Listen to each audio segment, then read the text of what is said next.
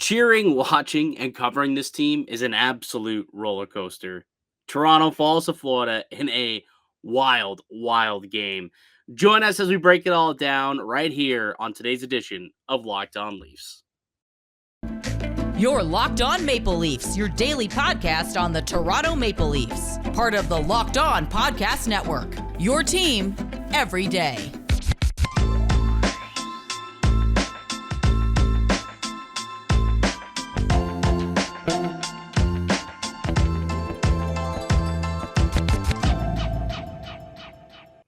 Hello and welcome to the Locked On Leafs podcast, your one-stop shop for all things Leafs. I'm Mike DiStefano from TSN 1050 Radio, also known as Al's brother from TSN's Overdrive and TSN 1050's Leafs Lunch. Joining me, it's my co-host Dave Morassutti from Sportsnet, also a writer for the NHLPA. And Locked On Leafs is a daily Maple Leaf-centric podcast, so be sure to subscribe for free wherever you can get your podcast from. You can now catch us on video on YouTube, Locked On Leafs. And Dave, last I checked, we're 4-5 people away, or a handful away. We are legitimately one handful of people away from reaching our goal of 500, which initiates the giveaway of this Austin Matthews Tim Hortons collectible stick. Austin Matthews did not get goal 55 tonight. It did not happen. It could happen in Dallas, and by the time it happens, I would imagine that we will have a winner for this stick. Let's just get right into the game, though, Dave. Maple Leafs lose 7-6 in overtime. I don't even know where to start. I really don't know where to start. I guess we go through the roller coaster of emotions of what that game was. They started out, the Panthers open up the scoring, take a 1-goal lead. Maple Leafs tie it back up. All right, looking pretty through one period of play. And then the Leafs get an early goal in the second period. And then they score another. And then they had 3 goals within like a minute and 40 seconds of each other. They're up 4-1, and you're thinking, okay, things are looking good. And then they get a goalie change. They're still kind of putting a little bit of pressure, but it's starting to even out a little bit. And then Jake Muzzin scores, makes it 5-1. You're thinking to yourself, all right, this one is in the bag. They went to Florida, the Sunshine State, picked up 4 points. This is a beautiful statement victory once again. And then it all kind of fell apart.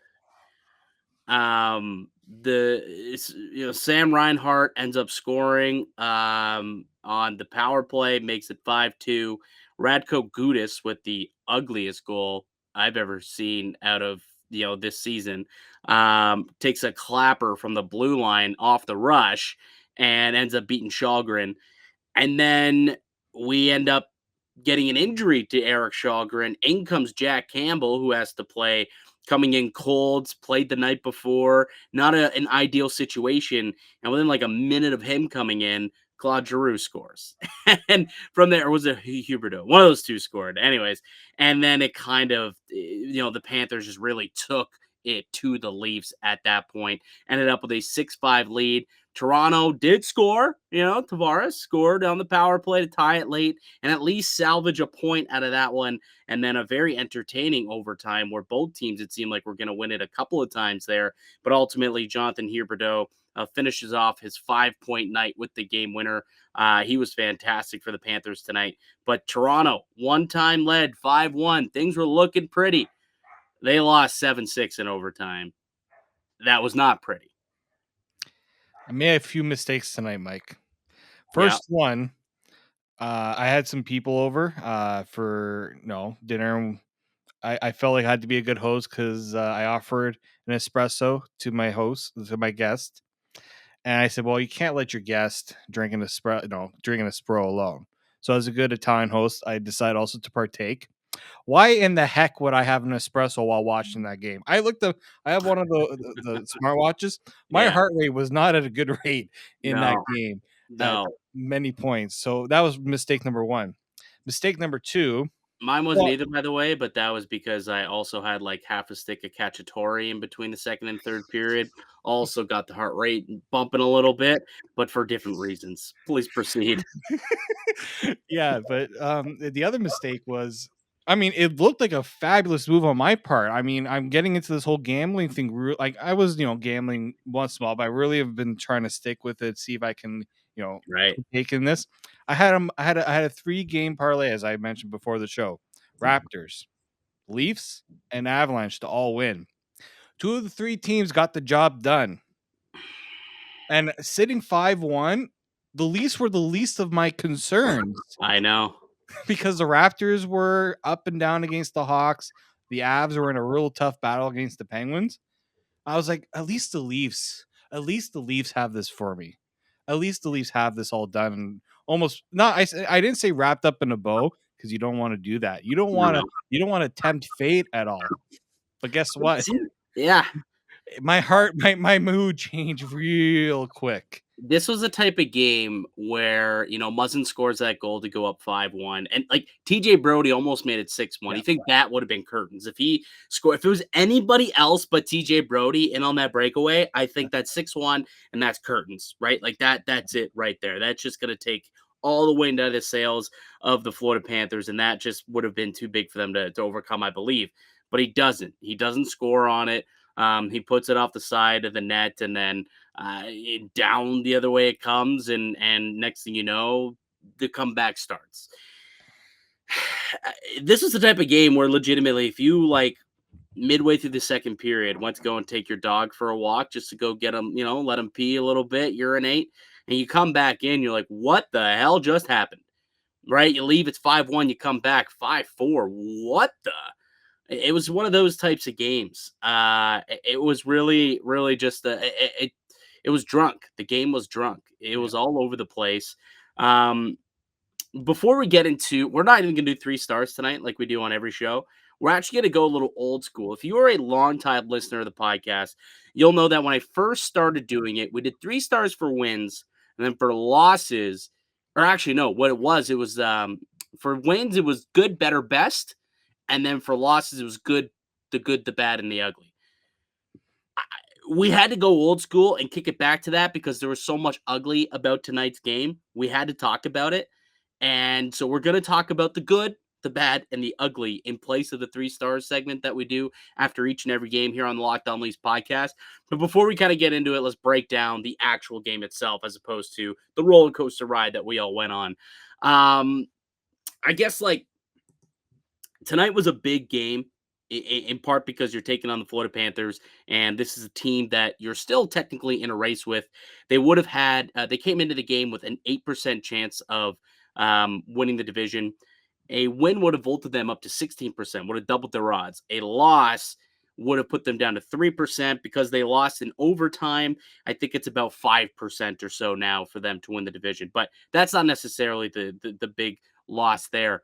Erik Källgren getting injured in the second period, early on in the second, is concerning, I think. There's a lot of concerning things about tonight, but the fact that Källgren left, you already know Peter Mrazek's out. He's down.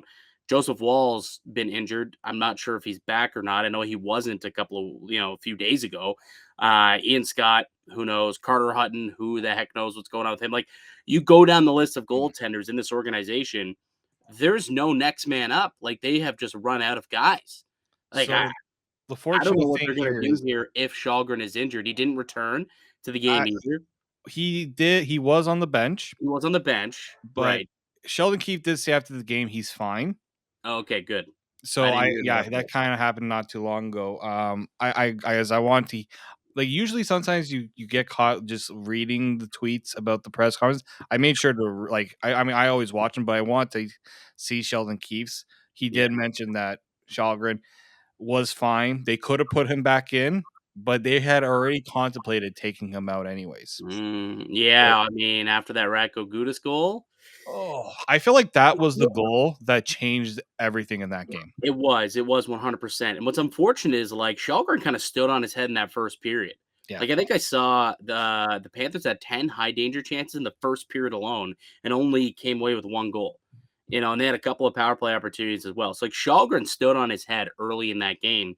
And then the second period, things kind of started to come unglued about midway through once the ice started to tilt a little bit. And then you're right. I think the turning point was that gross and ugly goal that he allowed by Ratko freaking Gudas, shorthanded at that. Shorthanded. Special teams were a massive thing in this game. There was only There were 6 power play goals scored between the two shorthanded goals. So 8 of the 13 goals that were scored tonight were on special teams. 8 Ridiculous. special teams goals split between the two, each of them with 3 power play goals and a shorty apiece. Like, that's insane to me. Just absolutely insane, mind-boggling. And that was kind of the the big difference in this game was kind of, the momentum swings by the success and lack of success of the penalty kills and power plays. I got the one that really got to me was that the Marner play where he had a chance to clear the zone, and I don't know if he fell. Barkov, I think it was Barkov that was on him with the stick. I don't know if maybe he It did caught him. not seem like he got I hooked or thought he tripped. got tripped. I thought Yeah, I was fuming and yeah, it thinking, looked like he may have been. I think he got his skate when he was whacking, trying to get to his stick and get to the puck. I think he got his skate. I'm not going to complain and say that's the reason why the goal scored, because Marner could have easily just get it down the ice, nice Well, and easy. something we But don't. Yeah, go ahead. But the problem here is the Leafs have gotten very comfortable with the fact that they can generate offense through, shorthanded. I guarantee Marner thought he saw a lane where he can just go and, I mean, we saw what he did earlier in the game. Yeah, Absolutely beautiful goal shorthanded. But in those cases, when you have a lead and your penalty kill has struggled, just make it easier on yourself. Get it down the ice. Don't put yourself in a position where if you let the puck get stripped, or if you turn it over, it's in the back of your net. And I mean Marner knew the mistake he made on that play of not just getting it out. But that goal also kind of irked me because it's simple plays like that can really be that those are the plays you need to make when your team is trying to hold a lead against a team that is very good at scoring goals. yeah, absolutely. There was a couple of situations there. There was the broken down play. I want to say it was the 6-5 goal on the power play where the puck just kind of pinballed around a few guys, and then Campbell was at a position there because of all the redirects and just landed right in front of Huberdeau and just puts it right in. But Mitch Marner on the ice tonight for 5 goals. He was on the ice for 5. Matthews on the ice for 3. Um, Not that I'm worried about those 2 at all or worried about anything. It's a bit of an off night, but it is, a startling thing to see when you think about how dominant that those guys have been of late, that, they were combined, on the ice for, well, I guess you can't combine it, but, 5 of the 7 goals Marner was on the ice for, and 3 of the 7, you had Matthews on the ice as well. Both at shorthanded for Marner, and then could not penalties and then a 5-on-5 as well. So, that was a something that we're not used to seeing, I guess you could say, is the penalty kill struggling. Jack Campbell, though, coming into the game, midway through, what he come in with 2:44 left in the second period, 40 seconds later, Giroux scores his first as a Panther to make it 5-4. Tough spot for Jack Campbell, and I hope that it doesn't undo all the good that he did in the game against Tampa. You know what I mean? Like, it seemed like he was building confidence off the game off of Philly, and then had a terrific game against Tampa. And then he kind of just gets thrown in tonight midway through, and then allows a goal 40 seconds in, and then ends up taking the L as well, as they go on to score an additional 4 goals that night. Are you, or should Leaf fans put any onus of this loss on Jack Campbell at all, or is this kind of a pass just based on the situation, you think? Um, yeah, I mean, you like to see him make a save or two, but if you look at that third period, he had to make some massive stops. Like there Yeah. was that one on Giroux that I don't know how he stopped it. I There's thought 2 on the Giroux. 2 on Giroux. There's one yeah, there was earlier when it was still 6-5, and he made another one, a shoulder stop, when it was right. tied at 6. So a Yeah. couple of big stops on Giroux. Yeah, like that's what I want to see is like, okay, it wasn't a great position to put him in, but he battled through it. I just thought the Leafs were just terrible in front of them. Like just the Giroux goal, especially his first goal as a Panther, Guy was like, that's a goal you score almost every time because it's a tap in. Like it's like those are ones that you gotta give your goalie a chance to know that you got his back a little bit there. Look, we'll talk about it in the next segment here, but I wasn't a fan of what Sheldon Keefe decided to do with the lineup. I thought taking out Ilya Lyubushkin was a questionable move. And when you look at how the team lost tonight, it was by losing those net front battles and not playing well on the PK. Two things that are Lyubushkin's specialty. At the end of the day, like that's what he can do for you. And the guys who replaced, or the guy, I suppose, who replaced him did not quite have the game that I think he was anticipating in his return to action. He ended up being on the ice for 4 goals as well. We'll get more into the struggles there of one Jake Muzzin, and we'll talk about some of the other stuff that went down in this game. Also, there was a bit of a Matthew Knies update by Darren Dreger today. We'll chat about that quickly as well. All of that and more coming up on the other side here on the Locked On Leafs podcast. But before we get to all that, let me tell you about one of today's show sponsors, and that's HelloFresh. With HelloFresh, you get farm fresh, pre-portioned ingredients and seasonal recipes delivered right to your doorstep. Skip trips to the grocery store and count on HelloFresh to make home cooking easy, fun, and affordable. That's why it's America's #1 meal kit. Get farm fresh seasonal produce and easy-to-make recipes delivered right to your door each and every week. It's all about convenience with HelloFresh. Not only do ingredients come pre-portioned, so you're not overbuying or wasting food, but it's easier than ever to get filling meals on the table in a snap with options like family-friendly or quick and easy recipes. HelloFresh has fit and wholesome recipes for satisfying and nutritious meals that can feel good with 6 recipes per week to choose from, including low-calorie and carb-conscious options. Go ahead and check out HelloFresh.com. Go to HelloFresh.com/LockedOn16. Use the promo code LockedOn16 for up to 16 free meals and 3 gifts. That's LockedOn16 for 16 free meals and 3 free gifts at HelloFresh.com. Welcome back into the Locked On Leafs podcast. I'm Mike DiStefano, Dave Morassutti with me. We're your hosts here at Locked On Leafs, a daily Maple Leafs podcast. And, you really, really start to understand how much of a daily grind it is covering this team when you're riding such a high last night after the game against Tampa Bay. And then fast forward 24 hours later to post Panthers, and you're like, what is this team? What the heck is this team? Can they actually do it? Like, I think the consistency within them is definitely a big time question mark for this club. I had a conversation with Darren Dreger today on Leafs Lunch, and we tossed out the question: is there anything that this team can do through the rest of these 13 games, now 12 games of the regular season, to prove that this year in the playoffs things could be different? We all know what the playoff situation has been like for years. What is the one thing that maybe they can still prove to you over the next little bit? I was expecting for him to say, no, I think they've proven everything. They've played and adapted. He said consistency. He said there's still that element of inconsistency with this club. They don't show up each and every night, or there's a period that they'll take off. Consistency is the big thing that this team needs to learn to have. And you saw that tonight. First, 25 minutes of this game, they were completely in control. And then the next 25 was completely Florida's game. It's that consistency that really is something that I think the Maple Leafs hopefully can sort out between now and May 1st when the playoffs roll around. All right, Dave, let's get to our 3 stars of the game, but we're not doing 3 stars as we traditionally do. We're going to do something a little different. It's an old school throwback to when we first started doing this podcast.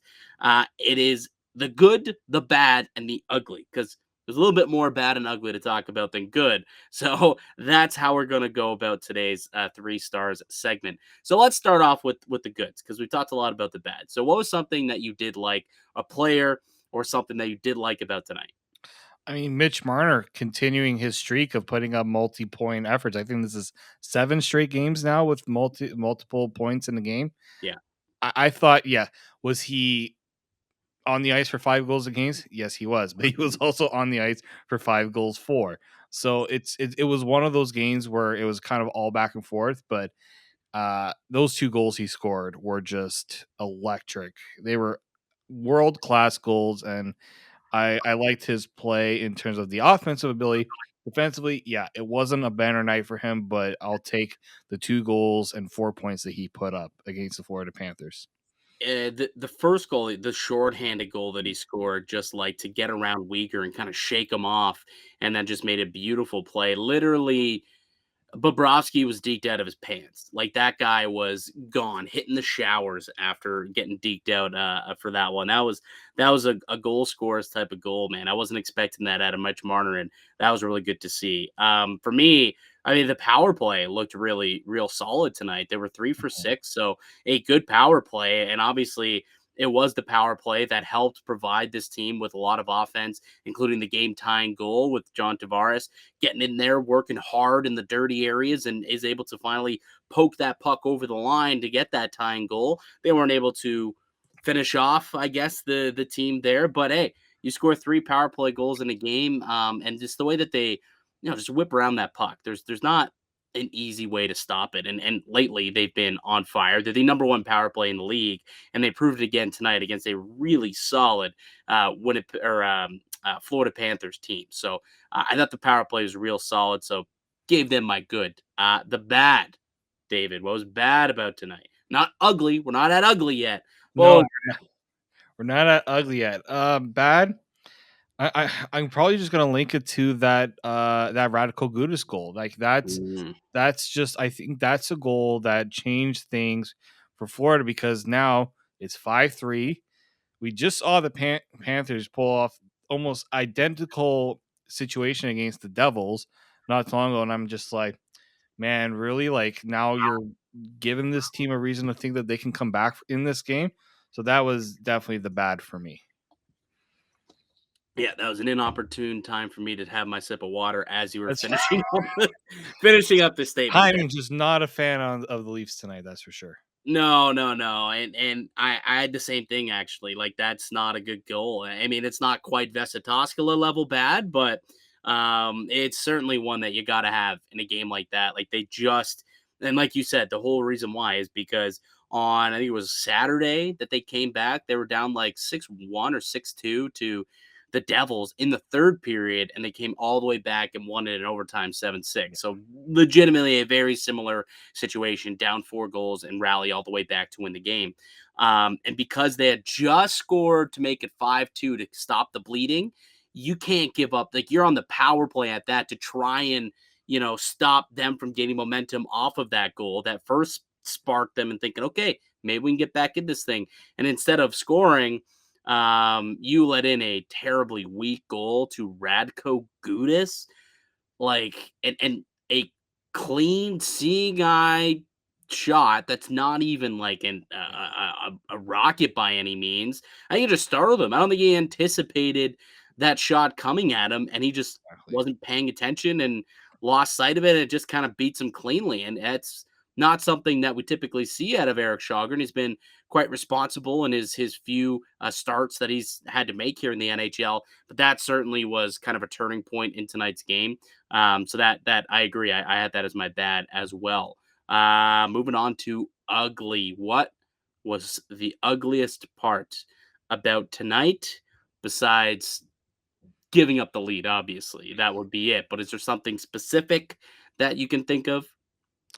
I hate to really always point to one person or player, but we talked in length going into this game about the decision Sheldon Keefe was going to have to make on the back end.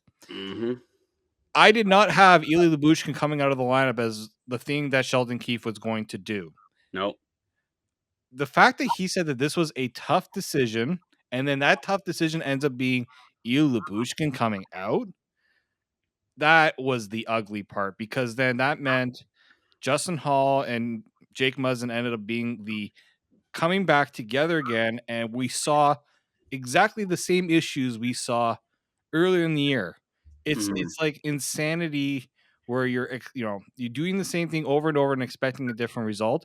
If that pairing is together again, I don't know. Like, I is someone needs to give Sheldon Keefe pull him back and say, guy, it's It's not working. No, it's over, man. It's done with. I'm surprised that they did that tonight. We spoke about it yesterday. To me, it would have made most sense to obviously keep Lyubushkin. We, I think, decided Hall should be the guy who comes out of the lineup, to be Yes. honest with you. But yeah, that did not go well at all with Justin Holl-Jake Muzzin on the ice together. A 43% shot share. You look at the shots against, they were a negative in the shots against category while out there on the ice. Expected goal differential, they were in the negatives.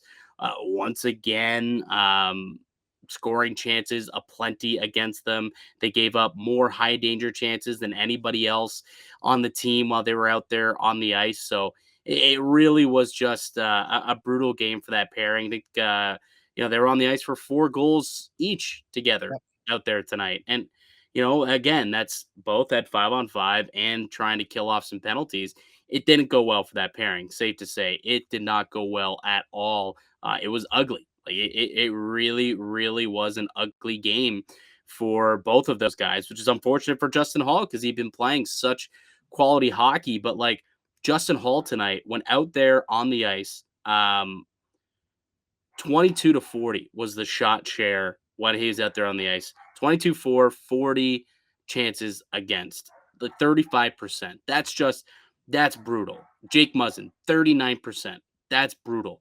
What was the one? There was one other stat that I saw here that I was like, hey, that is not good if you want to get that. Yeah, they're outshot. Jake Muzzin outshot 11-20 when out there on the ice. But the real kicker was the scoring chances. Both of them allowing 24 scoring chances against for Muzzin, 25 for Hall. And I get it. This is a team that this is a pairing that primarily was your defensive. They start with the D zone faceoffs and they have those tough assignments, but they clearly cannot live up to excelling in that assignment. So like that's got to end, man. That's over. You gave it your shot. It did not work out. And also, there was one play there where Jake Muzzin made Claude Giroux look like Dylan Larkin. Like the way that Giroux was just able to zip right down there and just blow by him to negate an icing call, that was telling to me for where Jake Muzzin is at. And it's his first game back, so maybe he still does need to get his legs underneath him. I get it. But he picked up right where he left off, and that's not in a good situation.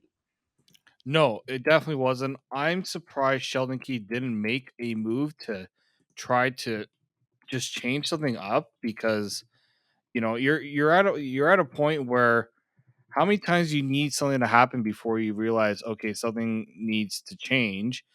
I actually think it was Justin Holl who at first allowed Mason Marchment to get around him in the zone, and then Jake Muzzin obviously collides with him, and he ends up bumping into Shalgren. But I'm going to pull up a tweet here from Kevin Papetti over at Maple Leafs Hot Stove, and he's been a very big proponent of this Giordano Liljegren pairing. I looked this up, and Kevin is not wrong. The Giordano Liljegren pairing wasn't on for a goal tonight, for or against. In a game that featured 13 goal, what was it? 11 goals. My math is off. Oh, I can't hear you, Mike. 13 goals. You're correct. 13 goals. Okay. I looked, and if you're looking here over at Natural Stat Trick, 0-0. Giordano Liljegren. Yeah. There's just that positive in shot share tonight. Yep. They were probably go look at their expected numbers. Expected goal for percentage. They in the positives there as well. Let's see here. I'm gonna keep my cursor so we can go. Yep, expected goals for percentage was 57.6. Liljegren was at 49.77. They clearly should have probably been given more responsibilities. They didn't play too much tonight. Like I was looking at their ice time, and it was definitely a little lower than I anticipated. Like 17 minutes for Giordano's fine, 16 minutes for Timothy Liljegren. Considering that they were probably the best pairing out there tonight. Like certainly over Hall and Brody, I probably would have given them quite a few more shifts over that second pairing if I was Sheldon Keefe. He has such an affinity for this Hall and Muzzin pairing. He wants to make it work so bad, but it doesn't. It hasn't all year, and the luster has fallen off from what they did last season. I'm done with it.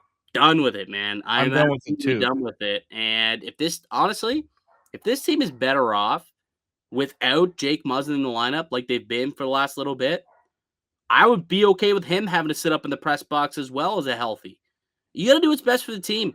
You can't just look at the price tag and say, we got to fit this guy in. I know he's a great locker room player, but if he's going to be on the ice and if he can't keep up in games like that against teams with speed and teams who are that good, unfortunately, it's like the Keith Yandel situation.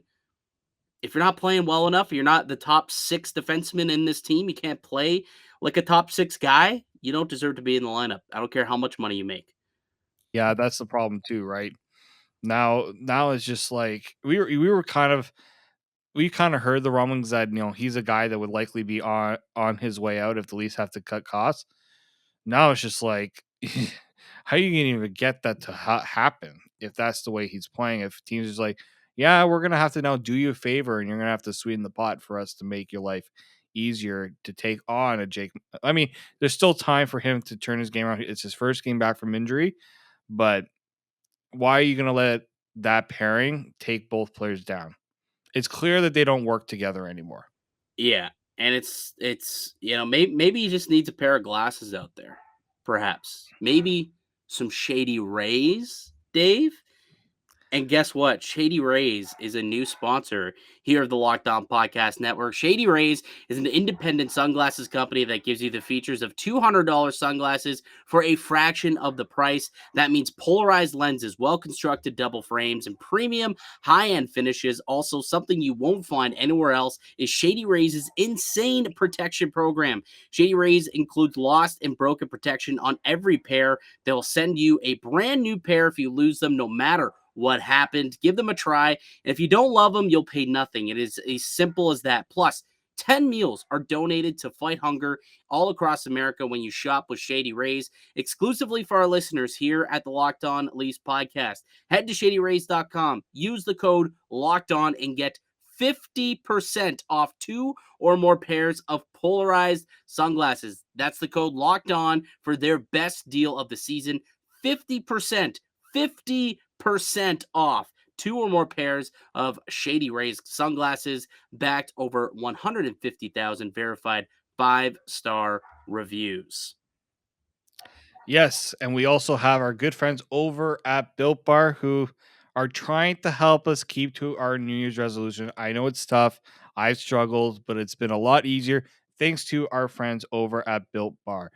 They have these great protein infused marshmallows. It's the first ever that we've ever seen a protein infused marshmallow. They're fluffy, they're marshmallowy, they're not just a protein bar, they are a treat because they're covered in 100% real chocolate.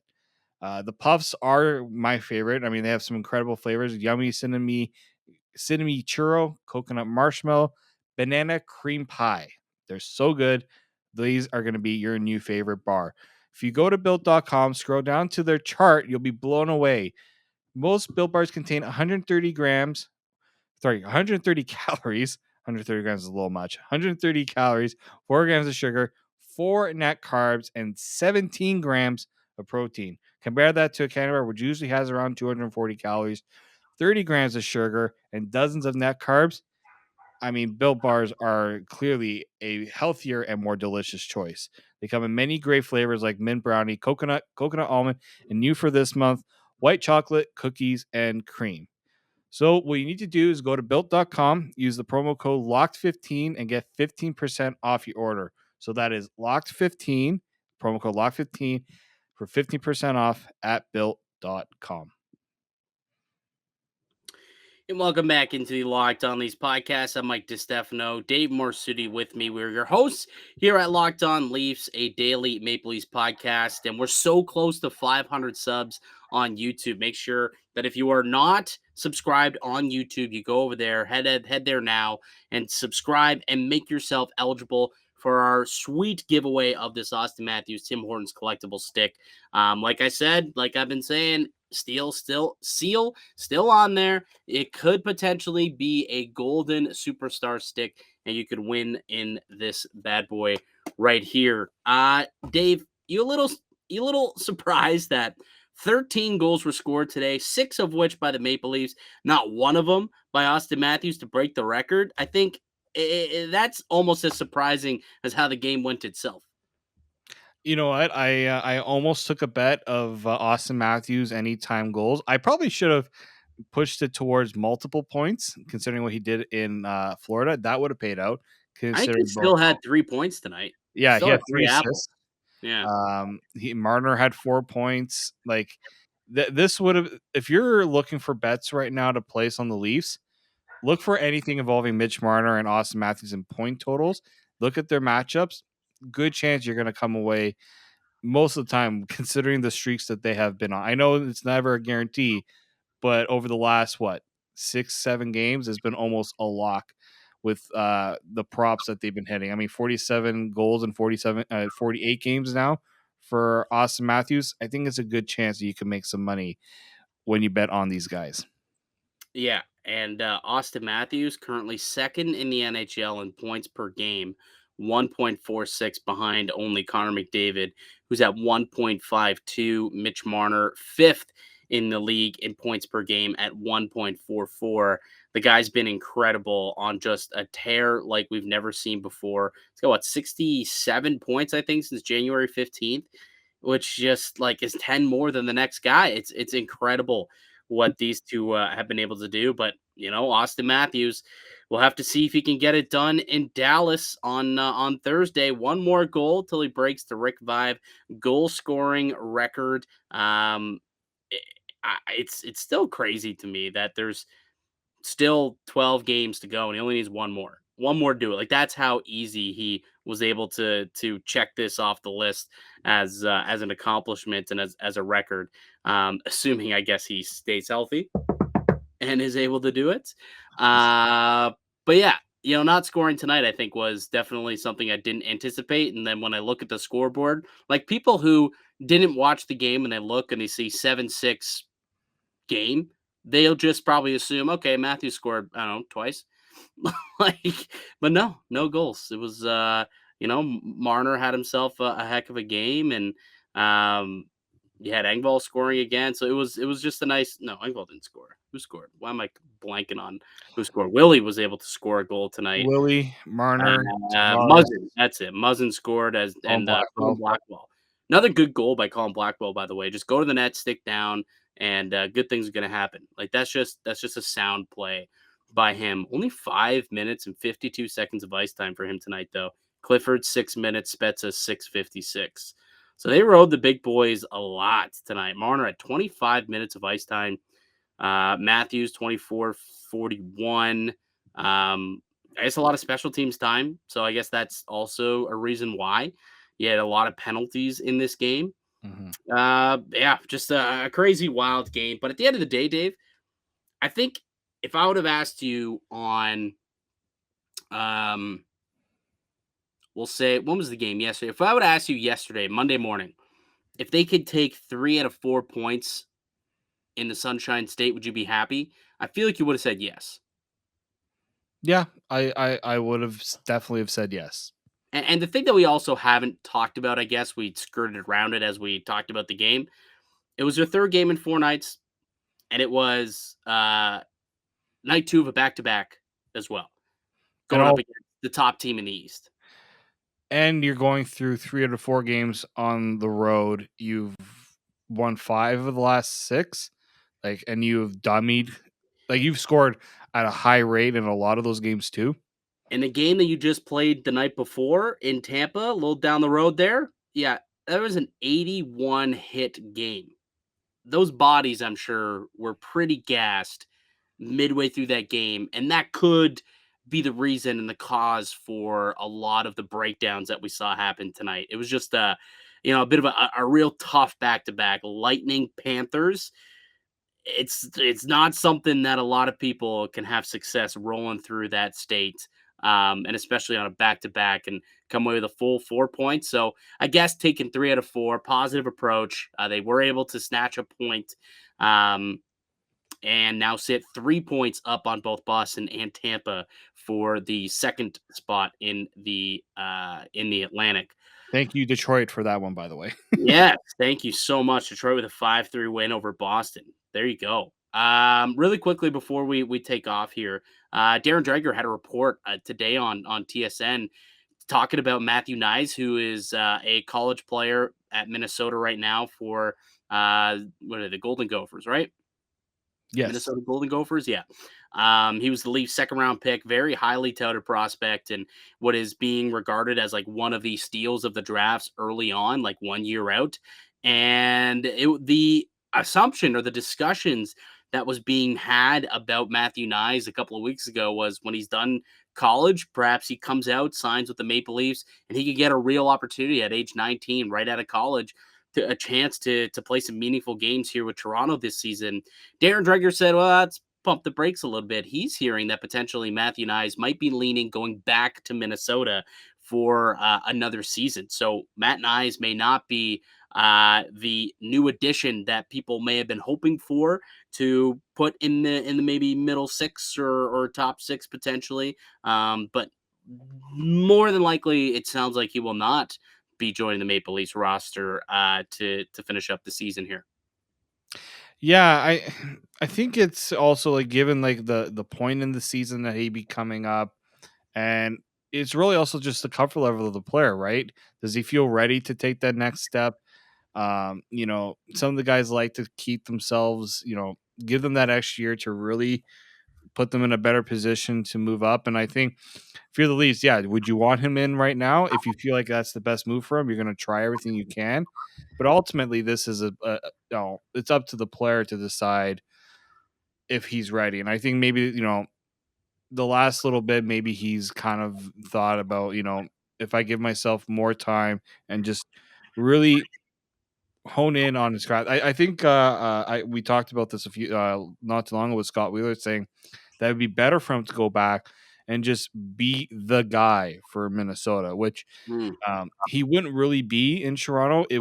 He would kind of have to, be coming up and sign with I think an AHL contract or something like that to get himself into the playoffs. Be nice if he played in the AHL and played against men, but I think maybe he just doesn't feel like he's ready for that yet. It's not the right career move. Yeah, that's basically what it sounds like based on the report. And if he goes back and lights it up, I'm sure the Maple Leafs will try and put a full court press on to bring him back after his junior year. I mean, the kid, he was a freshman this season, right? True freshman, had a lot of success. He's a big body, and I think next season maybe he's got the Hobey Baker insights, and then we're talking about this guy coming into Toronto as a Hobey Baker Award winner or award finalist. I think it would just kind of add to the aura of Matthew Knies, but we'll see. I mean, he's still going to go and play in the Frozen Four this weekend, a chance to win the national championship, and then perhaps if they do end up winning it, he gets his title. Perhaps he does decide, has a late change of heart and says, you know what, I think I'm ready to go pro. I got my championship. I got my ring. Let's go chase a cup. Perhaps that could still happen. It's not been ruled out, but the report from Darren Dreger is that it is likely that he's at least leaning going back to Minnesota. Was there anything else that you wanted to kind of touch on tonight, Dave, or we think we can wrap things up here? I think we can put a bow on this one. I'm sure we will come back tomorrow and have a few more great takes. Yes. I think that highly of myself. Yes, I do. As we typically do. All right. That's going to do it for us here today on the podcast. I'd like to thank you all for listening and supporting the show. You can subscribe to the Locked On Leafs podcast on all podcasts and platforms and receive daily Maple Leafs content. Follow myself on Twitter at Make_Canuck. Follow Dave at D_Morassutti and follow the show at Locked On Leafs. That's going to do it for us. You can also check us out on YouTube, actually. And then I just checked, as it sits right now, we are 4 subs away from the magic number of 500. And then at 1,000, we'll be doing another one. So don't just stop at 500, because we get to 1,000, it's a much bigger prize and a much better prize. Trust us. Trust us. So just go ahead and subscribe. Go ahead and subscribe. Comment, rate, everything, all that good stuff. Actually, I really like reading the comments. So for those who do leave comments on our YouTube videos, or we got a really nice, actually, DM. Should I read out the DM that we got on Twitter today? Yeah, go ahead.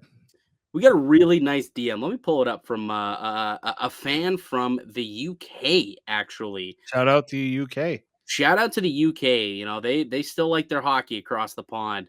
What is it? Moles F1 _ Molly. So maybe it's Malls.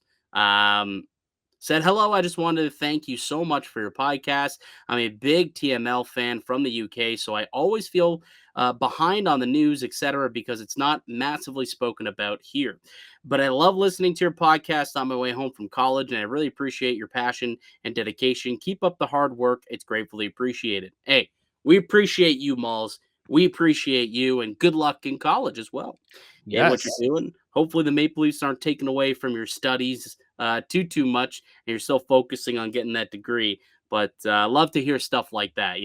People from all around the world listening to the podcast, appreciating the hot takes that you and I are taking to the airwaves, and sometimes some good takes. And we'll be back for some subpar takes tomorrow, perhaps. Hopefully good ones. Hopefully great ones. Leafs and Dallas playing tomorrow. So we'll preview and tee that game up tomorrow. Until then, keep it locked right here on Locked On Leafs.